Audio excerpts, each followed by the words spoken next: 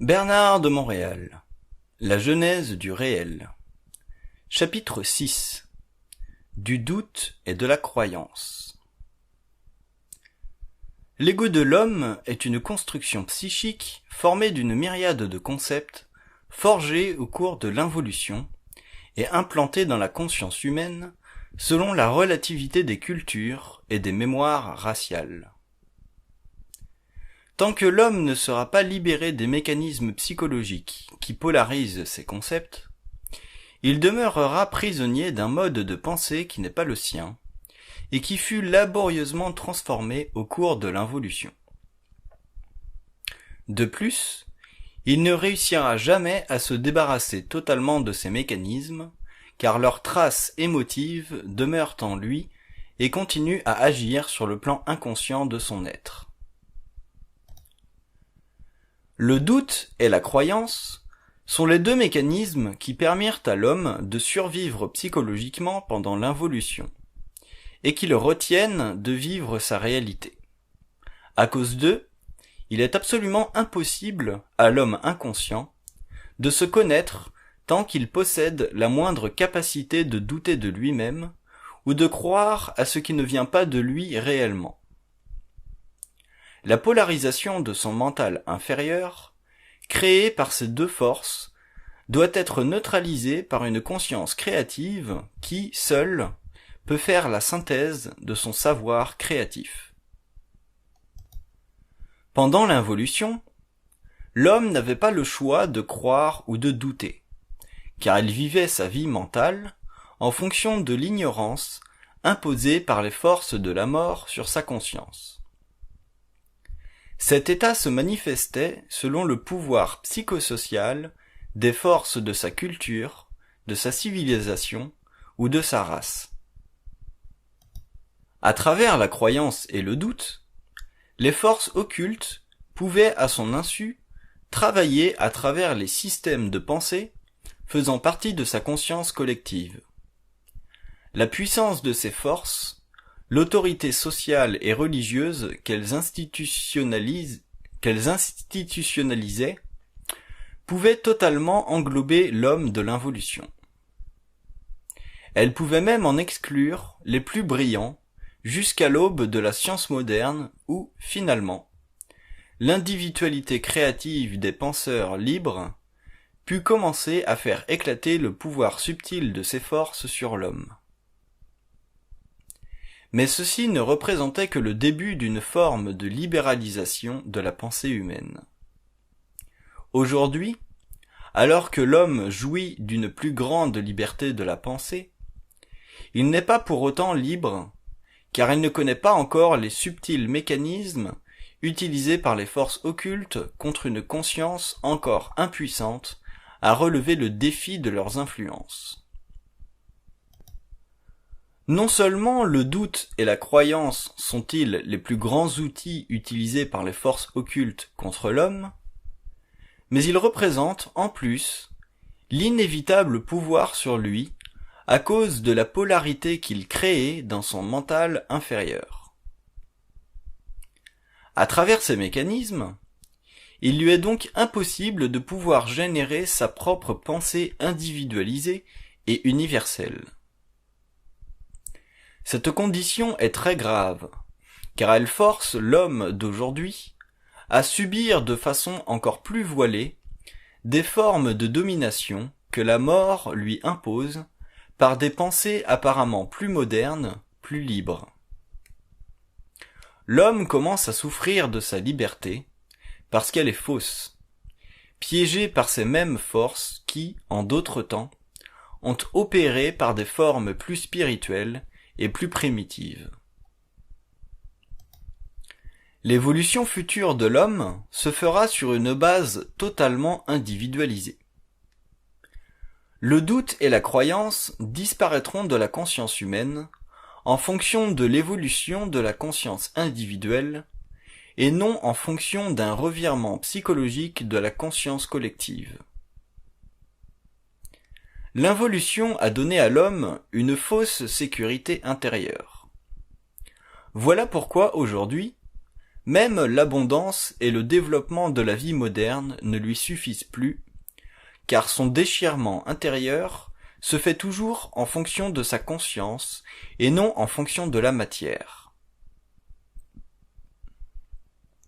L'évolution, par contre, lui permettra de renverser ses forces intérieures et de les faire travailler pour lui. Ceci demandera de sa part une très grande puissance mentale, car la lutte interne sera une lutte à finir. Le pouvoir occulte de la mort utilisera tout contre lui, jusqu'à ce que sa victoire personnelle soit totale et absolue. À partir de ce temps, dans la vie de l'homme, sa conscience ne sera jamais plus la même, et il commencera le long retour à sa source.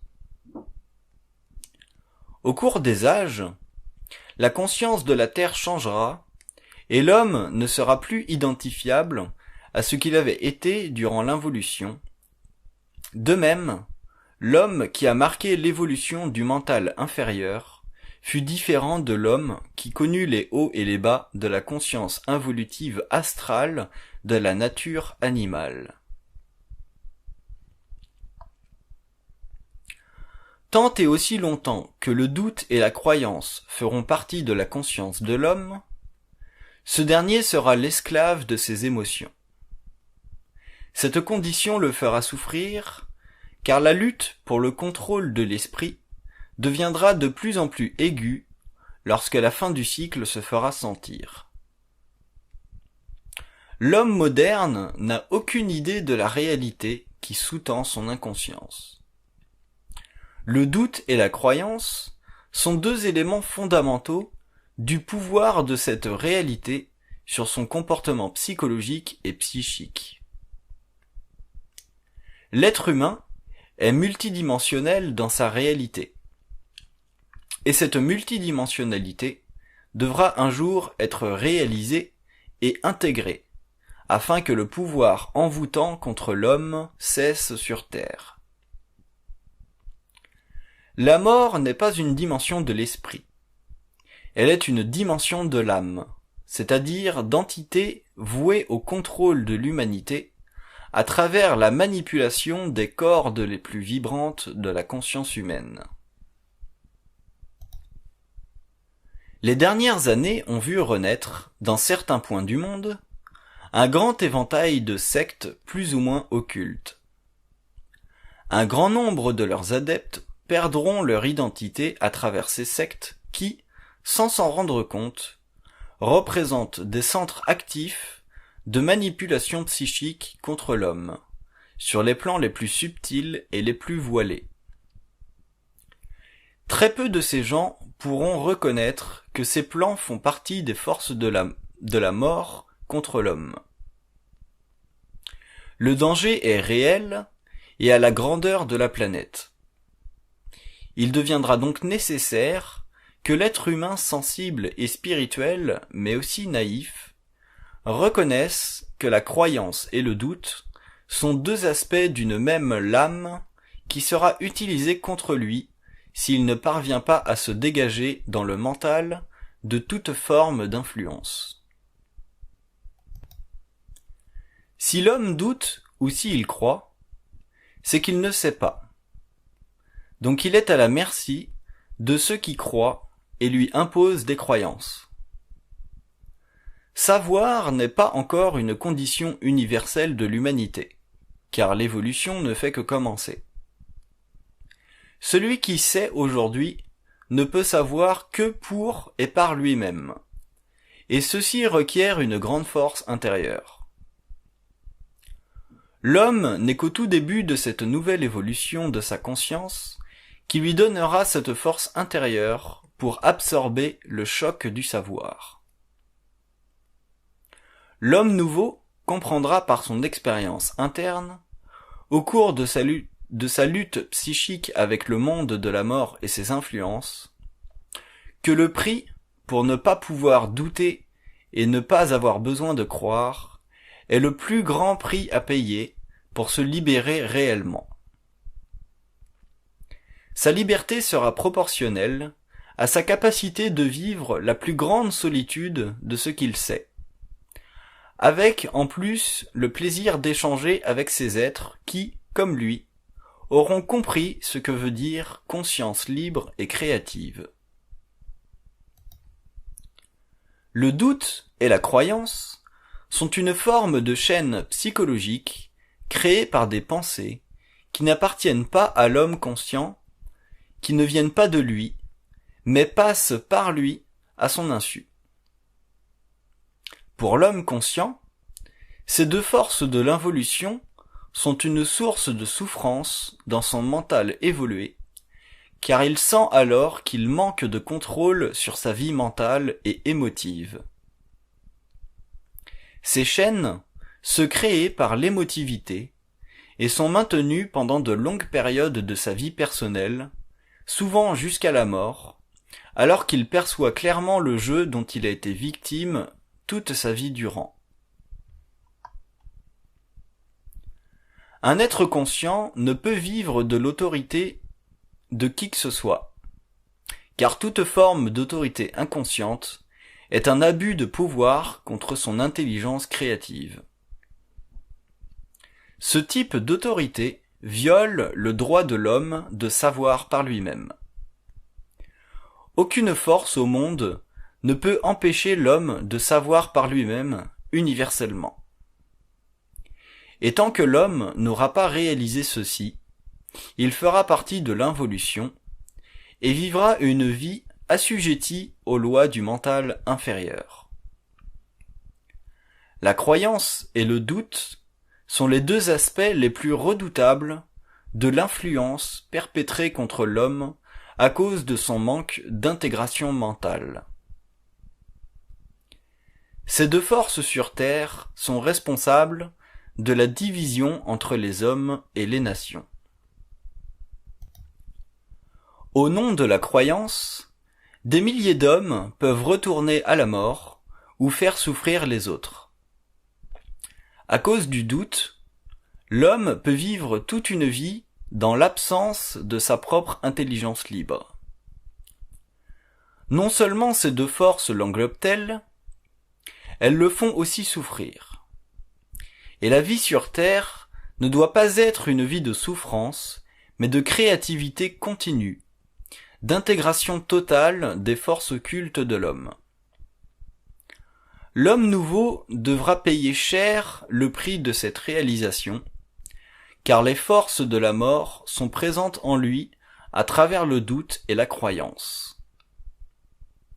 Elles utilisent ces chaînes pour intercepter son énergie créative et le rendre impuissant, sans pouvoir créatif, sans individualité pure et absolue. Les forces occultes de l'homme se cachent derrière la façade du symbolisme religieux, spirituel ou ésotérique.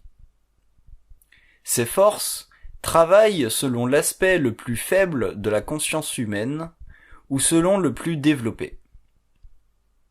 L'homme ne connaît aucune sécurité devant ces forces, car elles font partie de lui. Ses liens avec elles est basé sur les mémoires antérieures de vie imparfaite, vécues sur le plan matériel au cours de l'involution. La seule sécurité réelle et absolue de l'homme demeure l'intégration de ces forces jusqu'au contrôle total de leur fonction psychologique sur l'ego. L'homme nouveau devra conséquemment livrer une lutte intérieure de longue haleine sur le plan personnel, afin de comprendre jusqu'à quel point la totalité des influences sur Terre est sous la direction d'entités qui n'ont d'intelligence qu'à la mesure de l'ignorance de l'homme. Les entités savent qu'il est un sous-produit de leurs activités, et qu'il se comporte selon cette programmation inconsciente, à travers ses émotions et ses pensées subjectives. Par ailleurs, elles savent aussi leur impuissance vis-à-vis de l'homme qui a compris les lois internes du mensonge cosmique sur la Terre et les plans parallèles. Non seulement le doute et la croyance doivent-ils être éliminés de la conscience humaine, mais ces deux mécanismes d'inversion doivent en plus être annihilés en lui, afin que les entités elles-mêmes soient un jour libérées. Tout ceci se vérifie occultement.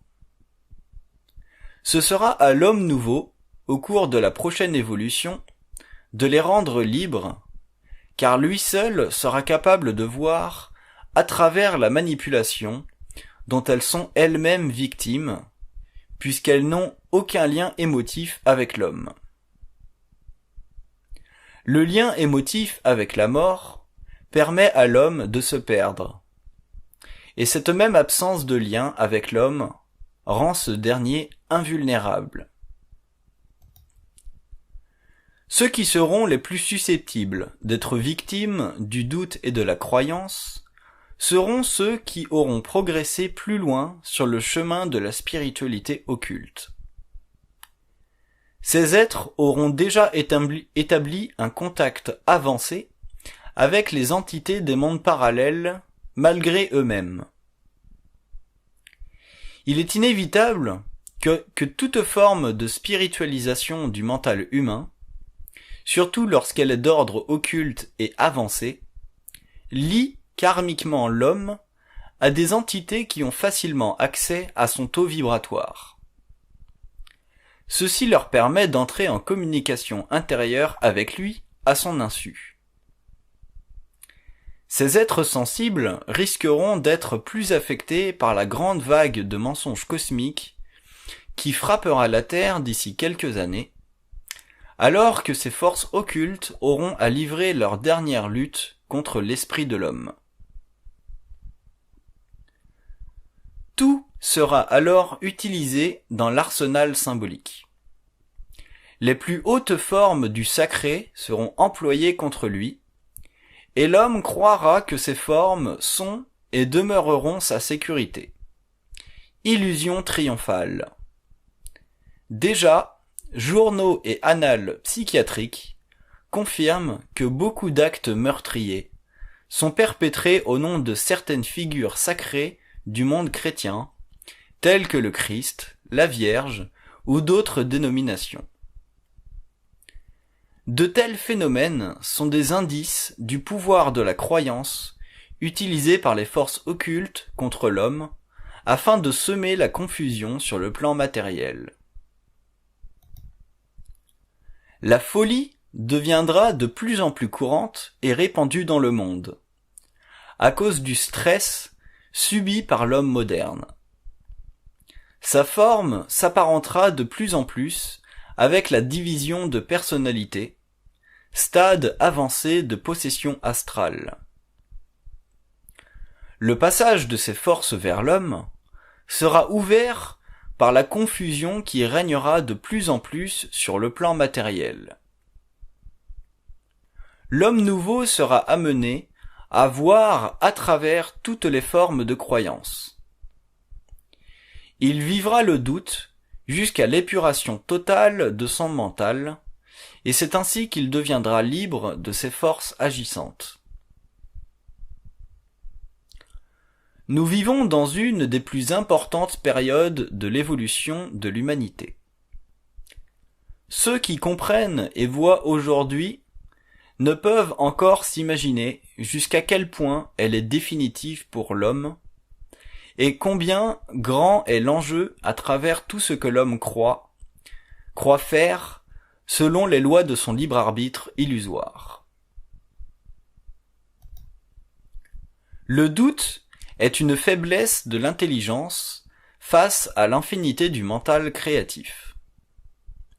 Il représente le pouvoir de la mémoire contre l'intelligence créative et engendre l'impuissance créative du mental. Le doute est une des plus grandes failles de l'intelligence créative de l'homme.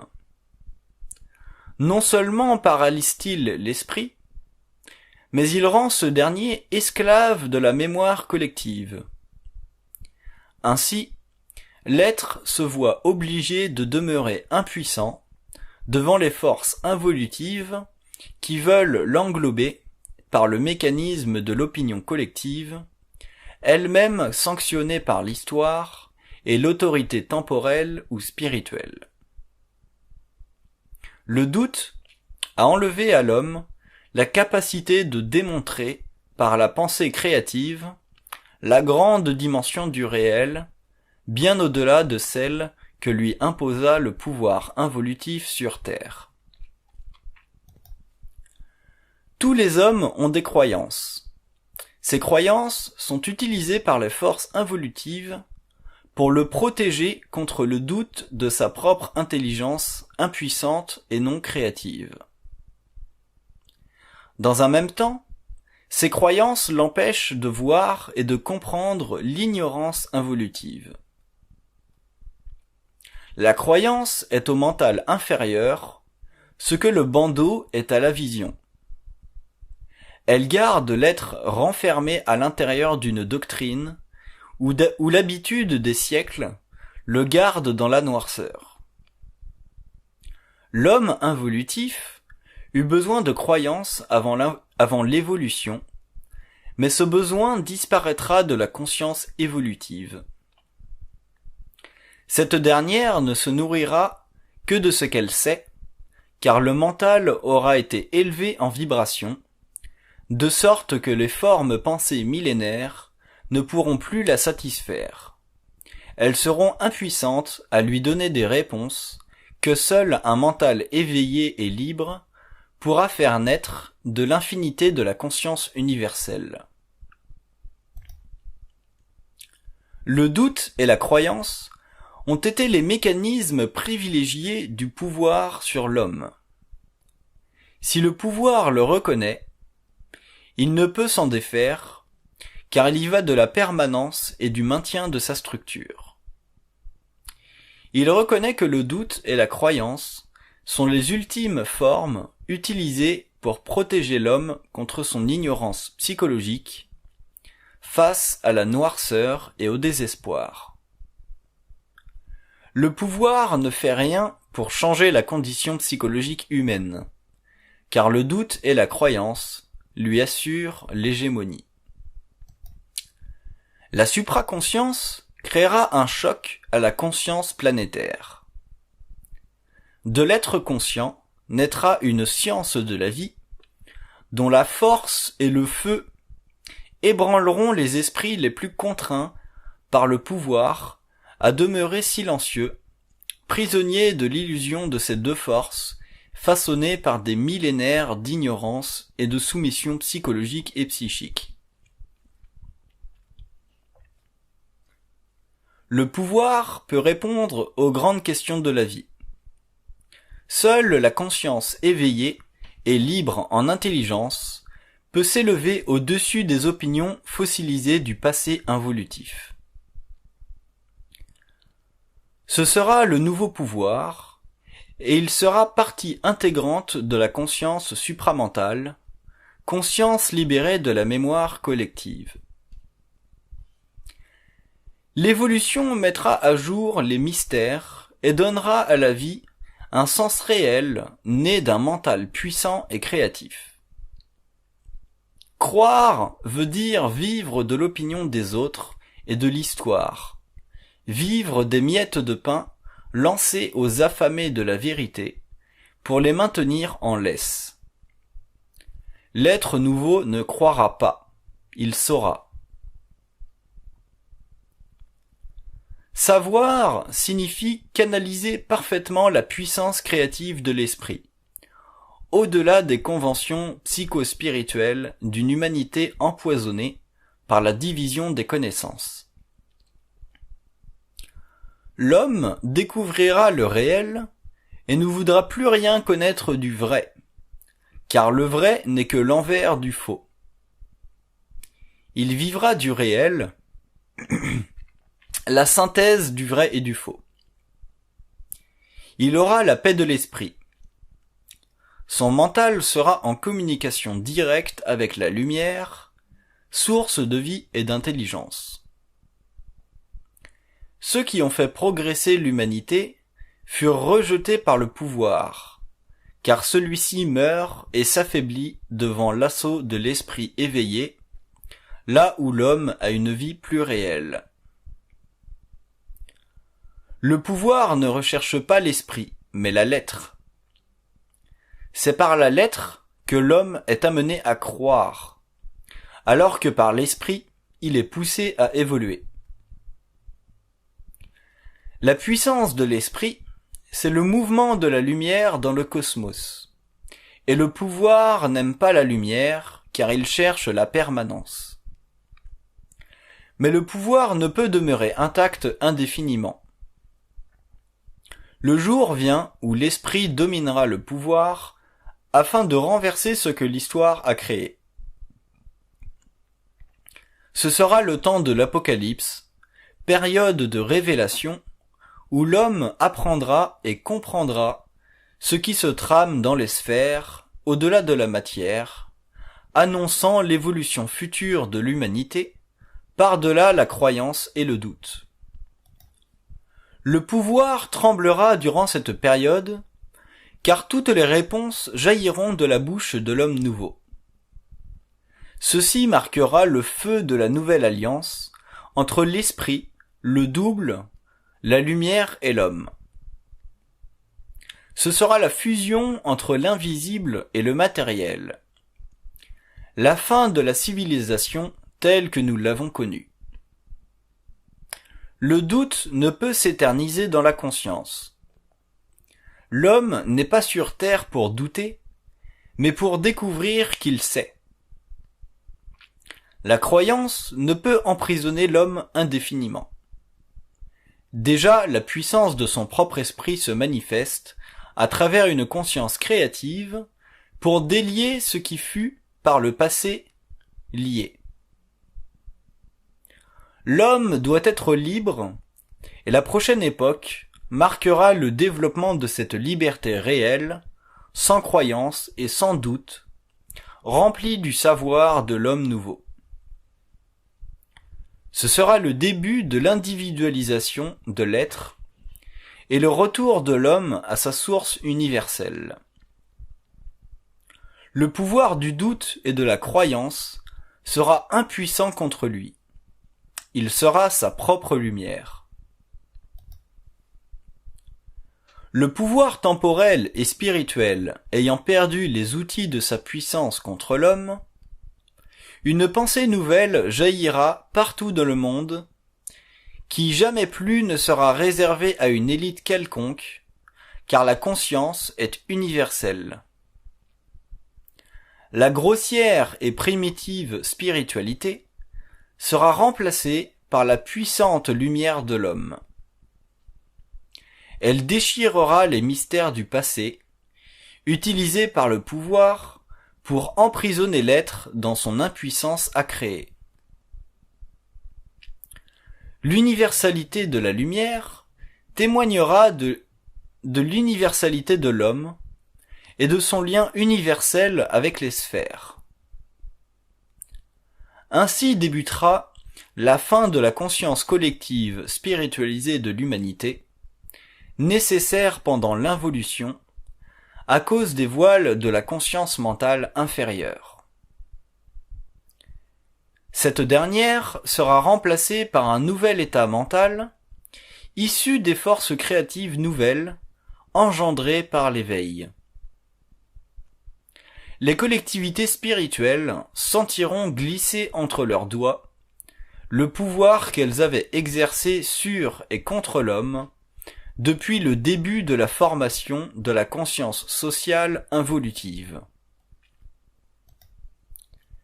Les grandes questions philosophiques et morales qui divisent et angoissent l'humanité seront tranchées par l'homme sur une base totalement personnelle, avec comme seul éclairage l'intelligence créative. L'homme nouveau regardera sans crainte et avec grande clarté d'esprit ce que l'élite spirituelle ou temporelle avait craint de regarder pour des raisons d'opinion publique et de souveraineté de leur pouvoir fossilisé, vide de créativité évolutive et de lumière réelle. L'esprit de l'homme ne craindra pas le réel, car ce dernier ne fait pas partie de la mort. Quand l'institutionnalisation de la vérité aura disparu en tant que besoin psychologique chez l'homme nouveau, une ère de liberté et de créativité mentale naîtra et de nouvelles œuvres apparaîtront qui disperseront les mystères et feront de la vérité un support illusoire et dépassé. Le savoir, issu du réel, définira la réalité clairement. L'homme verra que le mensonge et la vérité sont les parties de la même interface. L'évolution du savoir sera proportionnelle à l'évolution de la conscience supérieure. La croyance et le doute feront partie des anciennes superstitions de l'être. Ayant atteint un niveau de conscience universelle, l'homme grandira dans le savoir. Le jour viendra où le savoir remplacera la connaissance, et l'humanité sera enfin unie dans son universalité. Le doute fut, de tout temps, une épine dans l'esprit de l'homme, car les grandes questions fondamentales de la vie ne pouvaient trouver de réponse finale. L'âge de l'intelligence n'avait pas encore été atteint. Seule la raison, aidée d'une intuition vacillante, pouvait lui fournir une maigre réponse à une réalité que seul le double pouvait lui faire reconnaître sans l'aliéner. Alors que le doute affaiblissait l'homme, la croyance le poussait à conserver ses anciennes formes de pensée, colorées par l'histoire et enjolivées par la naïveté spirituelle et religieuse des siècles où il ne pouvait encore reconnaître son lien universel avec l'intelligence créative. Seule cette dernière pouvait lui faire comprendre les mystères et mettre fin à son anxiété existentielle. La conscience supramentale transformera l'homme. Son esprit sera illuminé de l'intérieur par sa contrepartie universelle et cosmique. Jamais plus il ne sera seul devant la vie, jamais plus il ne sentira en lui le doute ou ne devra se nourrir de la croyance pour ne pas sombrer dans la noirceur de sa civilisation. Cette époque apportera la lumière à la terre et les hommes grandiront dans le savoir. La conscience du double remplacera l'autorité factice de sa culture et de sa civilisation. L'être sera au-delà de la connaissance involutive. Il reconnaîtra sa propre autorité universelle et la vie mentale de l'homme passera à un autre niveau de la réalité psychologique et psychique du moi planétaire et expérientiel. La fusion de l'homme sera une marque gravée dans le front. D'elle naîtra le surhomme, le fils de la lumière, celui qui n'a aucun lien avec le passé.